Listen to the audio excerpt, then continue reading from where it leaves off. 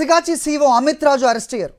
June 30న Sangareddy జిల్లా పాసమైలారంలోని సిగాచి పరిశ్రమలో భారీ పేలుడు జరిగింది. ఈ ఘటనలో 54 మంది మృతి చెందారు. రైట్, ఘటనపై అప్డేట్స్ మా కరెస్పాండెంట్ విష్ణు అడిగి తెలుసుకుందాం. విష్ణు, చెప్పండి. So better late than ever అన్నట్టుగా 6 నెలల తర్వాత ఈ అరెస్ట్ని ఎలా చూడాలి? ఆ దుర్ఘటన తాలూకు ఆనవాళ్ళు ఇంకా అక్కడ ఉండడం మనం చూస్తూ ఉంటాం. నిజంగా ఘోర ప్రమాదం జరిగింది. సో ప్రస్తుతం ఈ అరెస్ట్కి సంబంధించి ఏంటి మీ దగ్గర ఉన్న ఇన్పుట్స్?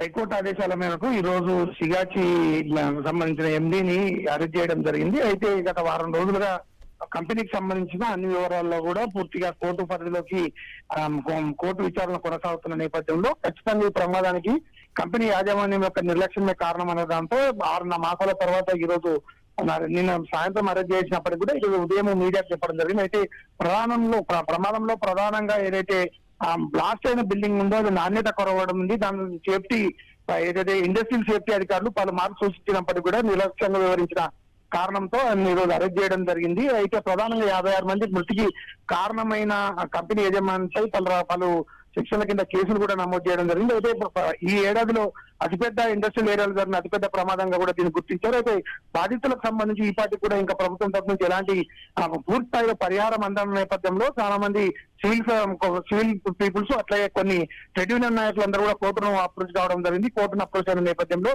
కోర్టు డైరెక్షన్ ప్రకారం ఈ రోజు తనను అరెస్ట్ చేసినట్టు పరంజూరు పోలీసులు నిన్న సాయంత్రం అరెస్ట్ చేసినట్టు ఈ రోజు మీడియాకు వివరించడం జరిగింది.